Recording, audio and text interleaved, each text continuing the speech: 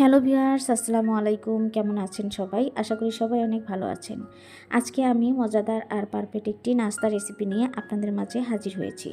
আশা করি এই সহজ রেসিপিটি আপনাদের কাছে অনেক ভালো লাগবে আর লাইক দিয়ে পুরো ভিডিওটি দেখে নেবেন। ঘরে থাকা অল্প কিছু উপকরণ দিয়ে খুব সহজে বানিয়ে নিতে পারবেন এই মজাদার নাস্তা রেসিপিটি। প্রথমে আমি নাস্তাটি বানানোর জন্য এখানে সুজি নিয়েছি। এখন আমি একটা ব্লেন্ডার জার নিয়ে নেব আর জারের মধ্যে সুজিগুলো দিয়ে ব্লেন্ড করে নেব। প্রতিদিনই একঘেয়েমি নাস্তা খেতে খেতে ভালো লাগে না, তাই মাঝে মধ্যে এরকম ভিন্ন ধরনের নাস্তা ট্রাই করতেই পারেন। আশা করি আপনাদের কাছেও ভালো লাগবে। এটা বাচ্চাদের স্কুলে বানিয়ে দিতে পারেন ঝটপট করে। হাতে যদি সময় না থাকে তাহলে কিন্তু ঝটপট করে এই নাস্তা রেসিপিটি বানিয়ে নিতে পারেন যে কেউ। দেখুন বন্ধুরা, একটা বাটি নিয়েছি আর বাটির মধ্যে আমি সুজিগুলো ঢেলে নিলাম। এখন এর মধ্যে দিয়ে দিলাম সামান্য পরিমাণে শুকনো চালের গুঁড়া, আর আমি এর মধ্যে দিয়ে নিয়েছিলাম সামান্য পরিমাণে ময়দা, আর এখন দিয়ে দিচ্ছি পরিমাণ মতো লবণ, আর দিয়ে দিব বেকিং পাউডার। আপনারা বেকিং পাউডারের পরিবর্তে বেকিং সোডা দিয়ে নিতে পারেন অথবা ইনো দিয়েও কিন্তু এই নাস্তাটা বানিয়ে নিতে পারেন। সবগুলো উপকরণই আমি ভালোভাবে মিশিয়ে নিচ্ছি। এই যে দেখুন বন্ধুরা, আমার মিশিয়ে নেওয়া শেষ। এখন আমি একটা সফট ব্যাটার তৈরি করে নেব। এর জন্য আমি এখানে পরিমাণ মতো পানি দিয়ে নিচ্ছি। পানিটা আমি একবারে দিয়ে নেব না, আস্তে আস্তে পানিটা দিয়ে নেব। একবারে পানি দিলে ব্যাটারটা কিন্তু পাতলা হয়ে যেতে পারে বা ঘন হয়ে যেতে পারে, সেজন্য কিন্তু আস্তে আস্তে পানিটা দিয়ে নিতে হবে। এই যে দেখুন বন্ধুরা, এখানে আমি একবার পানি দিয়েছি, পানির পরিমাণটা কম হয়েছে। আমি আবারও এর মধ্যে পরিমাণ মতো পানি দিয়ে সফট একটা ব্যাটার তৈরি করে নেব। পানির পরিমাণটা কতটুকু লাগবে আমি ব্যাটারটা তৈরি করার পরে আপনাদের সাথে শেয়ার করব। এখানে আবারও আমি সামান্য পরিমাণের পানি দিয়ে নিচ্ছি। পানিটা অবশ্যই একবারে না দিয়ে আস্তে আস্তে দিয়ে নেবেন, এতে করে পারফেক্ট একটা ব্যাটার তৈরি হবে। এই যে দেখুন বন্ধুরা, ব্যাটারটা কিন্তু পারফেক্টভাবে তৈরি হয়ে গিয়েছে। এর ঘনত্বটা দেখে আপনারা বুঝতে পারছেন। এখানে আমি যে কাপটা নিয়েছি সেই কাপটা দিয়ে আমার 1 কাপ পানি লেগেছে। এখন আমি এর মধ্যে অ্যাড করে দিব অল্প পরিমাণে চিনি। এই চিনিটা দিলে নাস্তাটা খেতে আরও ভীষণ ভালো লাগবে। আপনারা চাইলে কিন্তু এটা স্কিপ করতে পারেন। এখন আবারও অনবরত কিছুক্ষণ নেড়েচেড়ে চিনিগুলো ভালো করে ব্যাটারটার সাথে মিশিয়ে নিব। এ পর্যন্ত এসেও যারা আমার ভিডিওতে লাইক দিতে ভুলে গিয়েছেন, প্লিজ একটা লাইক দিয়ে দিবেন আর কমেন্টের মাধ্যমে জানিয়ে দিবেন আমার সহজ নাস্তা রেসিপিগুলো আপনাদের কাছে কেমন লাগে।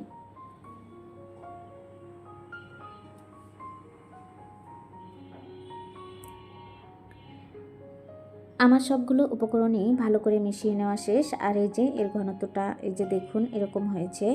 এখন আমি একটা সস বানিয়ে নিব, আর তার জন্য আমি এখানে 2টা টমেটো নিয়েছি। টমেটোগুলো ছোট ছোট কিউব করে কেটে নেব।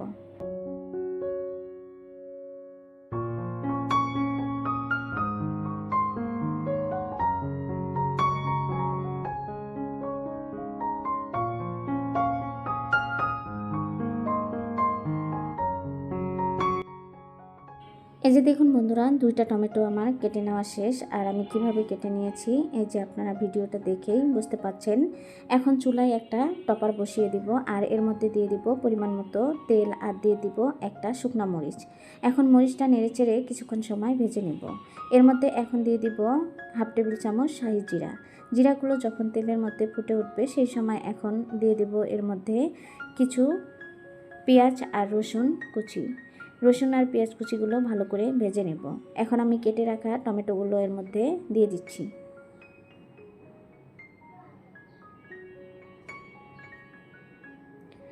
অনবরত নেড়েচেড়ে টমেটোগুলো এই তেলের মধ্যে কিছুক্ষণ সময় ভেজে নেব।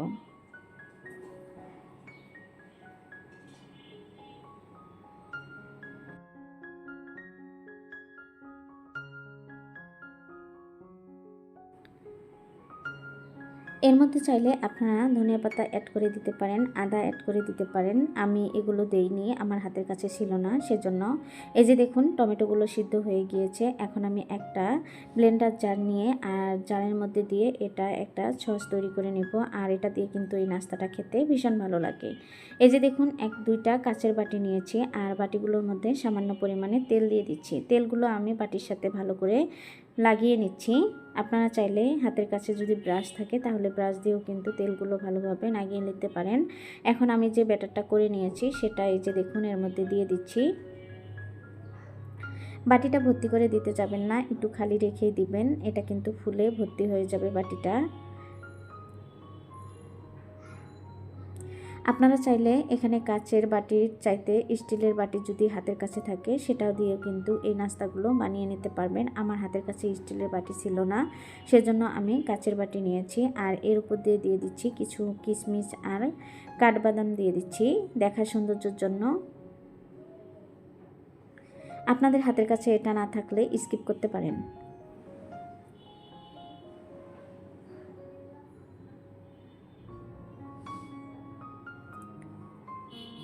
এখন চুলায় একটা টপার বসিয়ে দিয়েছি, এই যে পানি দিয়েছি, পানিগুলো বলক চলে এসেছে। এখন একটা ছাঁকনি দিয়েছি, এর মধ্যে আমি এগুলো ভাপিয়ে নেব। এর জন্য আমি এখানে এই যে বাটিটা দিয়ে দিচ্ছি। আমি দুইটা বাটি একসাথে দিয়ে নেওয়ার চেষ্টা করব, তবে আমার দুইটা বাটি দেওয়া যাবে না, আমি একটা বাটি দিয়ে ভাপিয়ে নেব। আমার টপারটা ছোট হয়েছে, সেজন্য আপনারা অবশ্যই বড় দেখে টপার নেবেন। আর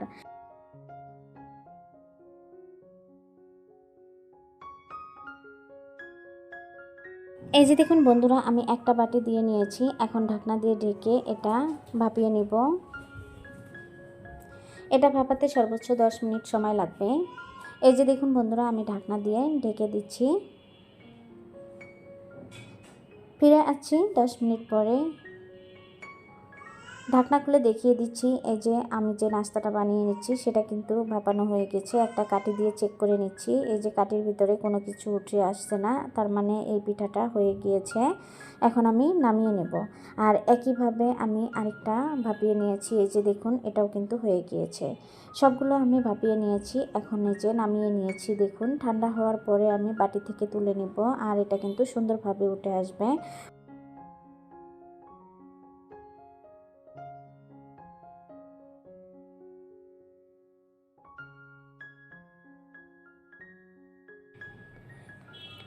এই যে দেখুন বন্ধুরা, আমি ঠান্ডা হওয়ার পরেই তুলে নিয়েছি।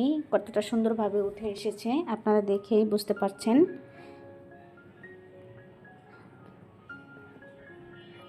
একইভাবে সবগুলো আমি তুলে নেব বাটি থেকে।